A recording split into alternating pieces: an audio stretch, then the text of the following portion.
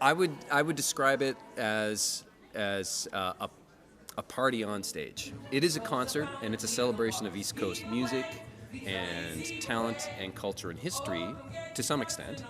But really, it's a party. It's supposed to feel like a party. It's supposed to be comfortable. There's supposed to be no fourth wall. Like, we really want everyone in the theater to feel like they are in the kitchen with us in that moment. Parties end up in the kitchen. I was once at a party, and it's a little like galley kitchen. You know, they're pretty tiny.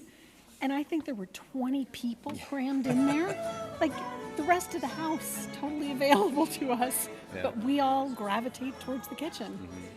And this stage and this show is sort of an extension of that idea, where we want people to experience the fun that we have back home, and these are parties that Samantha and I have grown up going to and being involved in, and this show was basically an opportunity to take it to other places and say, hey, listen, do you want to see what it's like in a kitchen on a Saturday night? You know, and a lot of kitchens back home on the East Coast.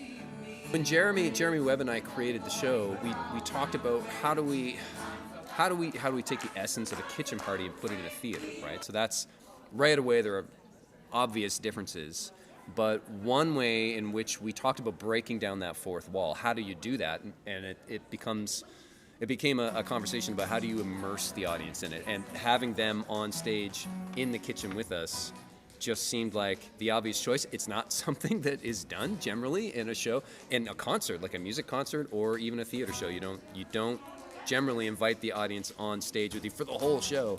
So it was a bit of a, how are we going to do this? But then as soon as we started doing it, it was like, well, how do we not do it? And nights when people didn't necessarily want to be on stage, just wanted to be in the audience, it ended up having a very different vibe. Like, it was sort of lonely on stage with just the four of us.